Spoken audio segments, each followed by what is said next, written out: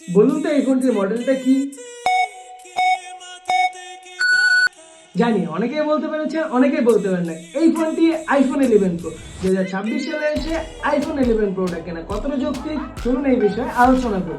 যদি এই ফোনটির ডিজাইন এন্ড বিল্ড কোয়ালিটির কথা বলি, তবে এই ফোনটিতে সাইড ফ্রেমে ইউজ করেছে স্টেনলেস স্টিল এন্ড ব্যাক সাইডে ইউজ করেছে ম্যাট ফিনিশিং গ্লাস, যা দেখতে খুবই প্রিমিয়াম লুক দিচ্ছিল। এবং যারা খুব বড় ফোন পছন্দ করেন না, তাদের কাছে কিন্তু এই ফোনটা খুবই ভালো লাগবে। এন্ড এই ফোনটিতে ডিসপ্লে হিসেবে ইউজ করেছে super retina XDR OLED display, যার কালার এন্ড ব্রাইটনেস ছিল দুর্দান্ত। ইন্টারেস্টিং বিষয় হচ্ছে আইফোনের 3 ক্যামেরা সেটআপ কিন্তু সর্বপ্রথম আইফোন 11 প্রোতেই দেওয়া হয়েছিল। এই ফোনটির ক্যামেরা সেকশন ইউজ করেছে 12 মেগাপিক্সেলের তিনটি ক্যামেরা, যা কন্টেন্ট ক্রিয়েটিং অথবা ভিডিও রেকর্ডিং দুটাতেই আপনাকে অনেক বেশি হেল্প করবে, যা আদারওয়াইজ অ্যান্ড্রয়েডের সাথে টেক্কা দেওয়ার মতো। এবং এই ফোনটিতে প্রসেসর হিসেবে ইউজ করেছে বায়োনিক A30 মতো শক্তিশালী একটি প্রসেসর, যা ফ্রি ফায়ার পাবজির মতো হেভি গেম গুলো খেলতে পারবে পানির মতো স্মুথ। ওভারঅল সবকিছু মিলে এই ফোনটির ওয়েট ছিল মাত্র 188 গ্রাম, যা তুলনামূলক বেশ হালকা এন্ড হাতে নেওয়ার পরেও ভালো একটা হ্যান্ড ফিল দিচ্ছিল। 30 থেকে 35,000 টাকা বাজেটে ওভারঅল সবকিছু মিলে আমার মনে হয় 2026 সালে এসে এই ফোনটা কিনা আপনার যৌক্তিক।